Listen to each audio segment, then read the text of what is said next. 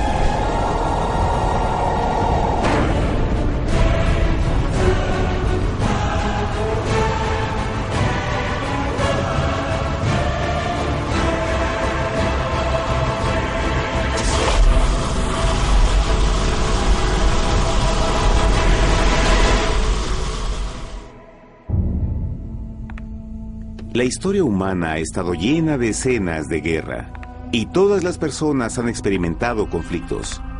Pero para entender el origen del mal, debemos viajar al pasado, a la primera guerra en el universo. Porque esta guerra no ocurrió en la Tierra. Antes de que nuestro mundo existiera, hubo una guerra en el cielo. Hasta las palabras guerra en el cielo suenan como la última paradoja. Es casi inimaginable para todos que pudiera haber batallas y conflictos entre las creaciones perfectas de Dios en el paraíso. ¿Qué pudo haber causado este conflicto celestial? Por fortuna, un libro antiguo llamado la Biblia nos da suficientes detalles para poder atar los asombrosos cabos. Aunque trágica, también es una increíblemente tierna historia de amor, que va desde el principio de los tiempos tocándonos personalmente a usted, a mí y a cada uno de los individuos de la Tierra.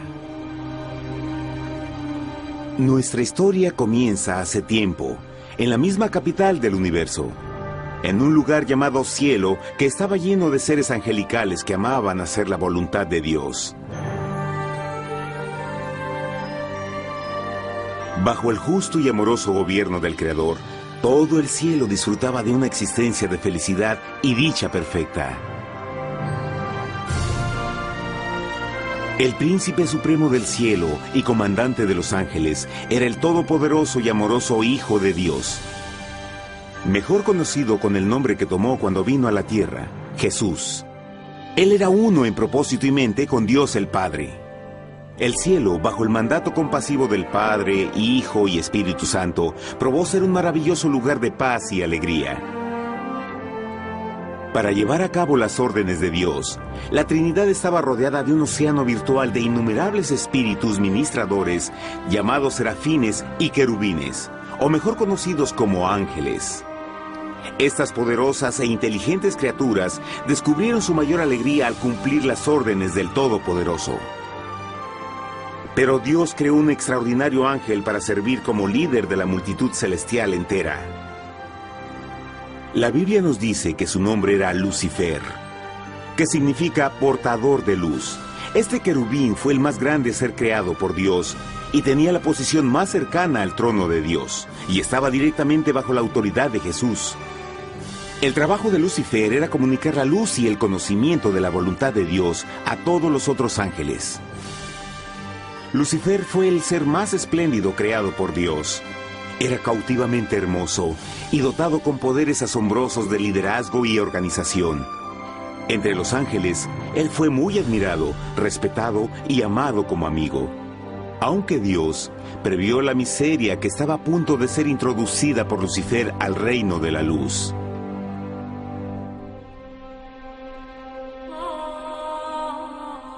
Lleno de sabiduría y acabado de hermosura, de toda piedra preciosa era tu vestidura, tú querubín grande y protector. Yo te puse en el santo monte de Dios. Allí estuviste, en medio de las piedras de fuego te paseabas. Perfecto eras en todos tus caminos, desde el día en que fuiste creado, hasta que se halló en ti maldad. Cuando Lucifer pudo darse cuenta de su belleza y poder, su corazón comenzó a cambiar gradualmente. Permitió que su enfoque se alejara de Dios y dirigió su amor hacia él mismo. Tal vez nunca entenderemos el cómo y el por qué estas semillas de rebelión germinaron en su corazón. Pero el profeta Isaías nos da una visión del pensamiento de Lucifer. ¿Cómo caíste del cielo, oh lucero, hijo de la mañana? Cortado fuiste por tierra. Tú que debilitabas a las naciones, tú que decías en tu corazón, subiré al cielo en lo alto, junto a las estrellas de Dios. Levantaré mi trono, sobre las alturas de las nubes subiré, y seré semejante al Altísimo. Lucifer gradualmente comenzó a codiciar el poder de Dios, pero no su personalidad. Al pensar en sus propias habilidades y belleza extraordinarias, los cancerosos tentáculos del orgullo y autoadmiración cautivaron su mente. Este resentimiento y envidia finalmente lo llevó a violar la sagrada ley de Dios y a rebelarse contra su gobierno. Necesitamos hacer una pausa y dejar algo en claro. Desde el principio, Dios ordenó que las leyes de la física gobernaran al mundo material en que vivimos. Sin esas leyes naturales, el universo sería un caos. Del mismo modo, las leyes morales de Dios siempre han provisto seguridad y estabilidad al cosmos. Algunos piensan que los 10 mandamientos no existieron, hasta que el Señor los entregó a través de Moisés en el monte Sinaí. Pero las Escrituras nos enseñan que los principios de las leyes de Dios han existido por toda la eternidad, pues son la base fundamental de su paradisíaco reino de amor. Fieles son todos sus mandamientos, afirmados eternamente y para siempre, hechos en verdad y rectitud. Los 10 mandamientos son un resumen de las características de un Dios de amor. Los primeros 4 mandamientos describen quién es Dios, su poder, su territorio y autoridad. Los últimos 6 describen cómo es Dios, su honestidad, su pureza, su fe. Todas estas cosas siempre han sido verdad y siempre serán verdad. Ahora, por primera vez en la historia de la eternidad, Lucifer comenzó a violar estos principios perfectos.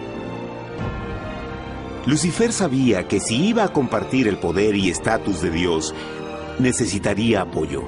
Así que se puso a trabajar. Comenzó tortuosamente a circular entre los ángeles plantando semillas de duda y descontento con respecto al liderazgo de Dios. Al mismo tiempo, sutilmente hacía notar sus propias virtudes. Él insinuó que Dios abusaba de su poder divino y sus leyes restringían la verdadera libertad y felicidad de sus criaturas. Con su razonamiento audaz y poder sin igual de influir, Lucifer pudo persuadir a un gran número de ángeles de unirse a su motín. Tal vez se pregunten, ¿cómo es que tantos ángeles inteligentes pudieron ser embaucados para seguir a este desertor? Tengan en cuenta que hasta este punto ningún ángel había escuchado una mentira. Y en esta temprana etapa de la rebelión, los ángeles no se dieron cuenta de cuán obsesionado se volvería Lucifer con adquirir la posición de Dios. No sabían que finalmente él planearía la tortura y asesinato del Hijo de Dios en la cruz en un intento por subir a su trono. Extrañamente, Lucifer pensó que podía ocultar sus verdaderos propósitos de Dios. Ay de los que se esconden de Jehová encubriendo el consejo, y sus obras están en tinieblas y dicen, ¿quién nos ve y quién nos conoce? No crean por un momento que la rebelión de Lucifer tomó a Dios por sorpresa o desprevenido. El Señor sabe todas las cosas, incluyendo los pensamientos de sus criaturas. Él entendía exactamente lo que estaba pasando por la mente de Lucifer. Y en amorosa piedad, Dios advirtió al descarriado ángel del peligro. Pero al final, el orgullo y amor propio no le permitieron a Lucifer arrepentirse. Así que eligió la rebelión total contra Dios en vez de la humilde obediencia. Algunos se han preguntado, ¿esto significa que Dios creó a un ángel defectuoso? No, pero Él creó a Lucifer con la libertad de elección. Verán, la libertad de elección es una cosa maravillosa, pero lleva consigo un increíble riesgo, incluyendo el riesgo de la rebelión y la posibilidad de que el amor de Dios pueda ser rechazado. El amor real no puede venir de una criatura preprogramada. No puede ser forzado. Debe ser voluntariamente dado. Por ejemplo, aun siendo tan lindo como lo es este perro robot, en realidad nunca podrá amarme. Puede hacer que parezca que me ama, pero solo está siguiendo instrucciones preprogramadas. No tiene opción. Y por otro lado, este pequeñito está verdaderamente feliz de verme. Él ha decidido darme su afecto, y con el tiempo, nuestra relación crecerá y se hará más fuerte, mientras lo ame y lo cuide. Del mismo modo, un Dios de amor solo quiere amor genuino de sus inteligentes criaturas. Y para que eso pase, estas deben tener la libertad de elección. La rebelión de Lucifer es la más grande evidencia de que en verdad tenía esa libertad. Y ahora, la pregunta más grande era, ¿cómo respondería Dios a esta crisis? ¿Cómo lidiaría con Lucifer y los millones de ángeles que se unieron a su rebelión? Muchos se preguntan, ¿por qué Dios no destruyó inmediatamente la rebelión? Después de todo, Él pudo fácilmente vaporizar a Lucifer con mandarle un rayo. ¿Pero eso en realidad habría resuelto el problema? No, al contrario. Eso solo habría intensificado las dudas y sospechas que Lucifer ya había plantado en las mentes de los ángeles. Recuerden, Lucifer sabía, como nadie más podría saber, el manejo interno del gobierno de Dios. Su destrucción se habría visto como parte de un gran encubrimiento, y la razón que motivara el servir a Dios hubiera sido el miedo a las represalias y no el amor. No, el Señor sabía en su sabiduría que la mejor forma de enfrentar la crisis era permitiendo que siguiera su curso. Esta sería la única forma en que se aseguraría de que el mal no se levantara otra vez. Dejad crecer juntamente lo uno y lo otro hasta la siega. Y al tiempo de la siega yo diré a los segadores, recoged primero la cizaña y atadla en manojos para quemarla, pero recoged el trigo en mi granero. En la parábola del trigo y la cizaña, Jesús describe que un tiempo de crecimiento es necesario para que una planta revele su naturaleza.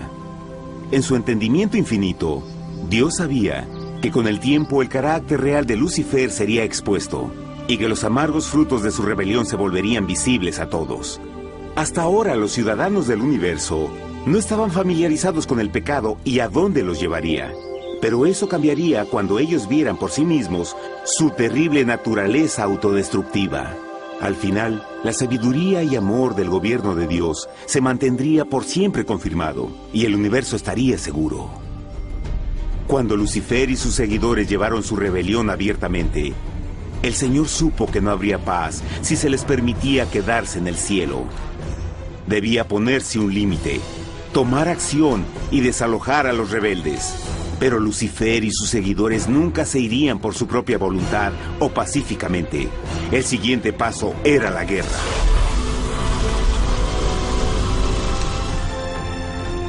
Después hubo una guerra en el cielo. Miguel y sus ángeles luchaban contra el dragón, y luchaban el dragón y sus ángeles, pero no prevalecieron y se halló ya lugar para ellos en el cielo, y fue lanzado el gran dragón, la serpiente antigua que se llamaba Diablo y Satanás, el cual engaña al mundo entero. Fue arrojado a la tierra y sus ángeles fueron arrojados con él.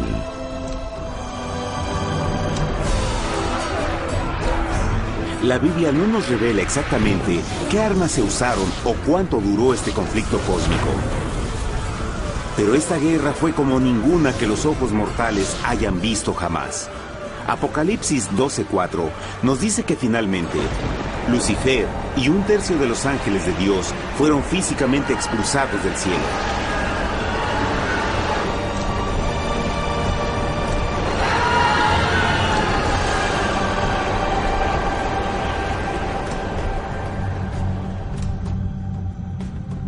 Pero, ¿qué venía después? Lucifer ahora tenía millones de ángeles de su lado, pero necesitaba un pedazo de suelo desde el cual continuar su rebelión. Pronto, demasiado pronto, el universo comenzó a entender lo doloroso y costoso que el pecado podría llegar a ser. Y la guerra no había terminado, apenas comenzaba. Lucifer, el portador de luz, ahora se volvió Satanás, el adversario.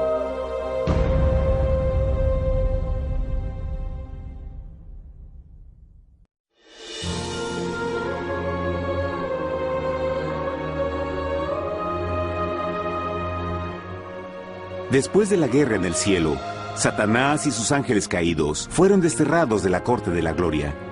Por un tiempo el diablo y sus demonios vagaron por el universo, buscando inútilmente mundos que se compadecieran y que se unieran a su rebelión. Mientras tanto, el corazón de Dios sentía intensamente el vacío que creó la pérdida de Lucifer y sus ángeles. Y el Padre, Hijo y Espíritu Santo regresaron a su trabajo favorito, el maravilloso trabajo de la creación. Decidieron hacer un mundo nuevo, lleno con una variedad de asombrosas y diversas criaturas de amor. Este nuevo mundo sería único, porque las criaturas principales serían hechas a la imagen de Dios. Para ellos, el Señor también les daría dominio de este nuevo planeta que conocemos como Tierra. En el principio creó Dios la tierra, y vio Dios todo cuanto había hecho, y era bueno en gran manera. ¡Qué imagen tan asombrosa! Dios forma un nuevo mundo, nuestro planeta Tierra. Y con cada maravilloso día de la creación, algo nuevo y espectacular entraba a formar parte de la escena. Por ejemplo, en el tercer día Dios habló y vegetación hermosa y exuberante saltó a la existencia. Plantas de todos los colores, formas y tamaños. En el quinto día, el mundo estaba lleno con asombrosas, exóticas criaturas que podían ya sea elevarse por los cielos o deslizarse libremente por las aguas azules, y algunas podían hacer ambas cosas. El sexto día vio la presentación de una variada y diversa multitud de animales terrestres. Desde el gigante elefante hasta la pequeña ardilla, cada uno encontró un hogar en el nuevo planeta y un lugar para vivir en armonía con el resto de la creación. Y también en el sexto día, Dios creó al hombre. Entonces dijo Dios: hagamos al hombre a nuestra imagen, conforme a nuestra semejanza. Entonces Jehová formó al hombre del polvo de la tierra y sopló en su nariz aliento de vida, y fue el hombre un ser viviente. Y Jehová plantó un huerto en Edén, al oriente, y puso ahí al hombre que había formado.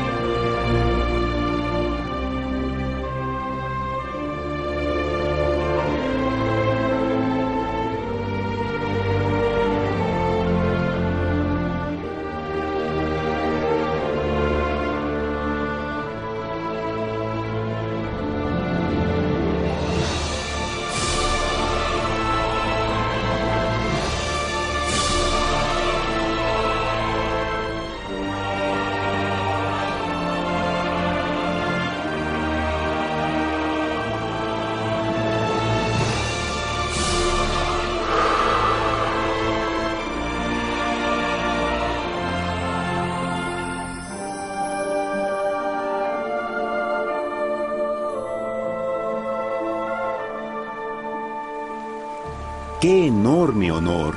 Ser creado a la semejanza de Dios. Ser un individuo libre pensador y totalmente autónomo. Al principio, el hombre no notaba su desnudez. Probablemente eso fue porque antes del pecado, él estaba vestido con gloria y luz.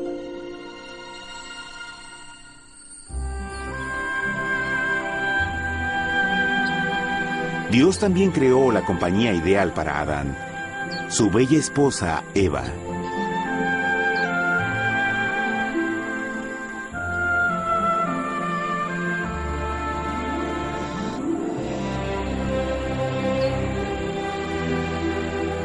La alegre pareja fue colocada en un magnífico jardín perfectamente diseñado para aumentar su felicidad.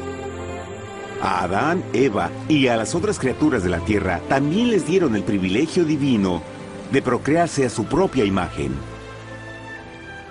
La intención de Dios fue que la raza humana tuviera dominio sobre este paraíso perfecto para siempre.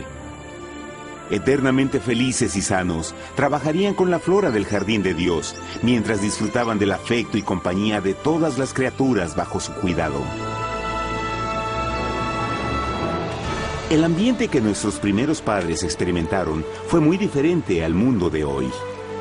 Las rosas no tenían espinas, los insectos no mordían ni picaban, y los leones y ovejas jugueteaban juntos. Pero la bendición más grande era que los humanos vivían en perfecta armonía con su Creador. Cada séptimo día, Adán y Eva descansaban de su placentera labor y tenían una gozosa comunión con la visita de su Creador. Era un mundo espléndido y maravilloso. Y este estado de felicidad habría continuado por la eternidad si nuestros primeros padres hubieran mostrado fidelidad con una simple prueba. Pero del árbol del conocimiento del bien y del mal no comerás, porque el día que de él comas ciertamente morirás.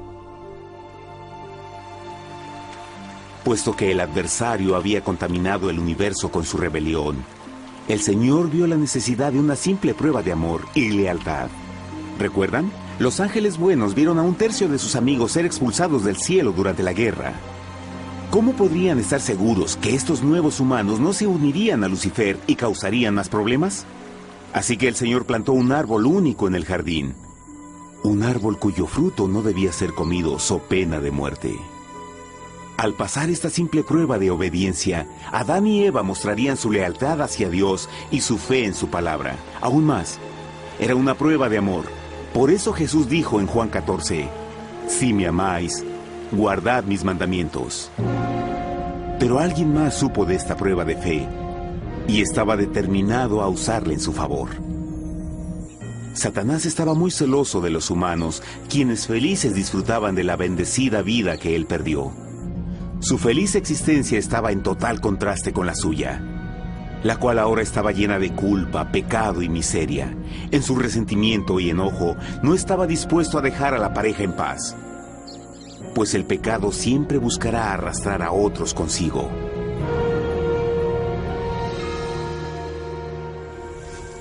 Así, un día en que Eva estaba concentrada en su placentero trabajo, se encontró sola y peligrosamente cerca del árbol prohibido. Fue cuando Satanás vio su oportunidad. Usando una serpiente hipnotizante como su medio, el ángel caído llamó a Eva desde el árbol y trató de entablar conversación.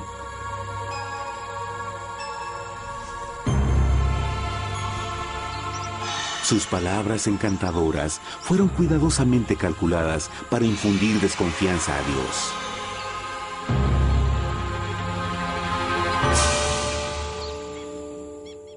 Entonces la serpiente dijo a la mujer, «No moriréis, sino que Dios sabe que el día que comáis de él, serán abiertos vuestros ojos y seréis como Dios, conocedores del bien y el mal». Y vio la mujer que el árbol era bueno para comer, y que era agradable a los ojos y codiciable para alcanzar la sabiduría, y tomó de su fruto, y comió, y dio también a su marido, el cual comió así como ella.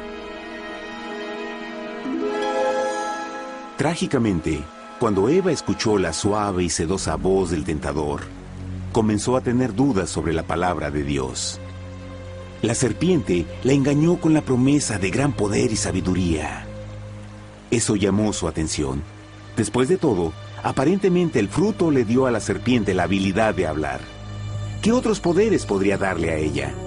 Y así, aunque apenas había conocido a la serpiente, ella confió en su palabra por encima de Dios, quien la creó y le proveyó un hogar paradisíaco. Así que Eva comió del fruto prohibido, y pronto persuadió a su esposo de hacer lo mismo. Adán pudo haber elegido mantenerse leal a Dios, pero él puso su amor por su esposa sobre su amor por Dios. Cuando nuestros primeros padres le dieron su lealtad al enemigo, el dominio de la tierra fue reclamado por Satanás. ¿No sabéis que si os sometéis a alguien como esclavos para obedecerle, sois esclavos de aquel a quien obedecéis?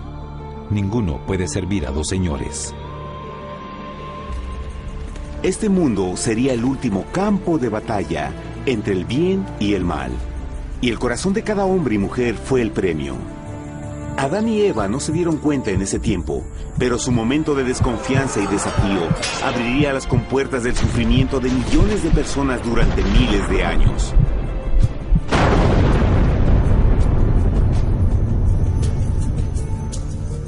Por tanto, como el pecado entró en el mundo por un hombre, y por el pecado la muerte, así la muerte pasó a todos los hombres, por cuanto todos pecaron.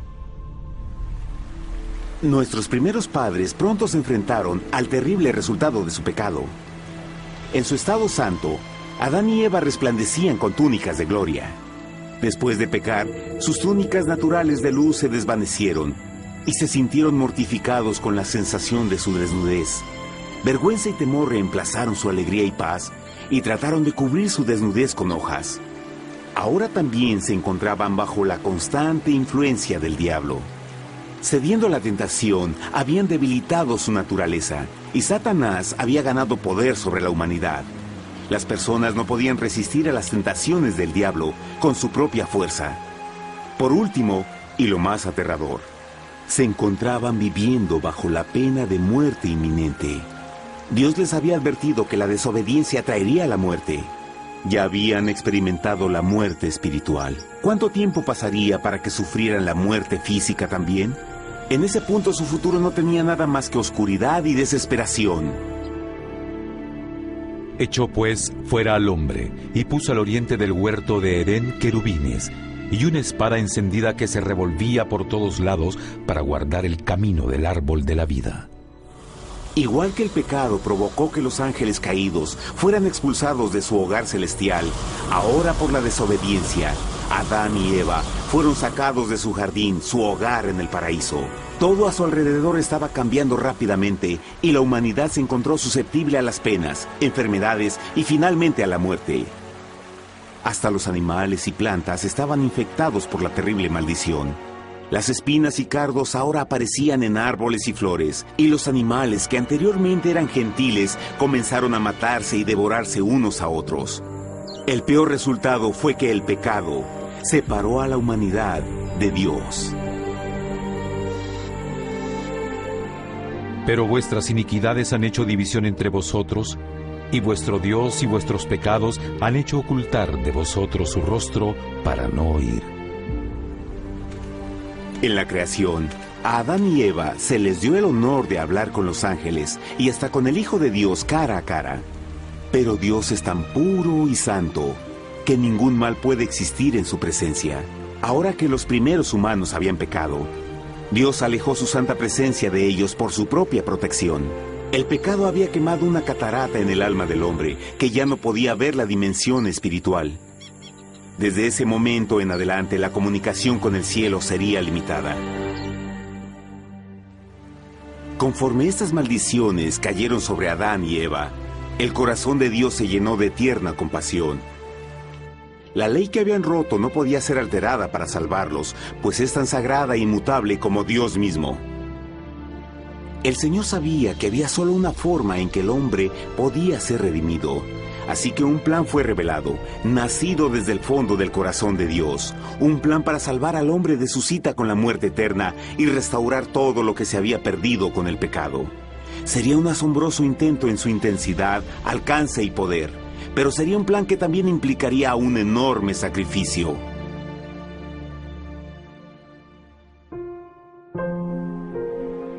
En esto se mostró el amor de Dios para con nosotros, en que Dios envió a su Hijo unigénito al mundo para que vivamos por Él.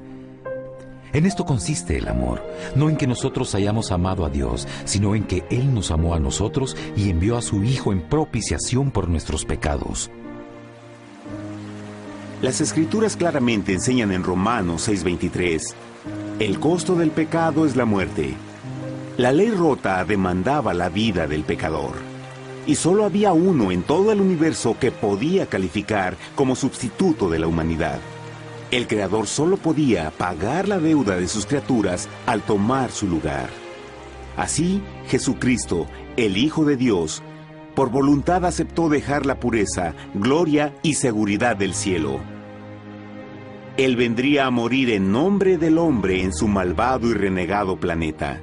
Él nacería como un inocente e indefenso bebé, soportaría una vida de pena y vergüenza, y aún así viviría una perfecta y victoriosa vida. Finalmente, Él tendría una muerte humillante para poder ser sustituto de la humanidad caída. Por su sacrificio, la humanidad asombrosamente recibiría una oportunidad más de tener vida eterna. Su sangre proveería el rescate para el mundo que había sido raptado por Satanás. Este maravilloso plan de redención fue gráficamente ilustrado en el sistema de sacrificios de animales ordenado por Dios después de la caída del hombre. El Señor había advertido a Adán y Eva que morirían el día que comieran del fruto prohibido. ¿Y cómo fue que permanecieron vivos? La Biblia nos dice que inmediatamente después de su pecado, Dios les proveyó ropa en la forma de pieles animales. Es digno de notar que Apocalipsis se refiere a Jesucristo como la oveja, que fue muerto desde el principio del mundo. Esto indica que una oveja fue sacrificada el mismo día para prevenir sus muertes inmediatas. Por fe, en este sacrificio sus muertes fueron simbólicamente transferidas de ellos a la criatura inocente. La oveja, por supuesto, era la representación de Jesús. Y así, un rayo de esperanza fue provisto en una situación de aparente oscuridad y desesperación. A través del arrepentimiento y la fe en la sangre del Mesías venidero, cualquier humano podría ser una vez más hijo de Dios. Pero a pesar de este maravilloso plan, Satanás aún tenía dominio sobre la tierra, y la vida en este mundo no sería fácil. En el mundo tendréis aflicción, pero confiad, yo he vencido al mundo. Naturalmente, muchos se preguntan, ¿cómo un Dios amoroso y poderoso permite penas y sufrimiento en nuestro mundo actual? Pero está claro desde el Génesis que Dios nunca quiso que conociéramos la pena y tribulaciones de esta vida.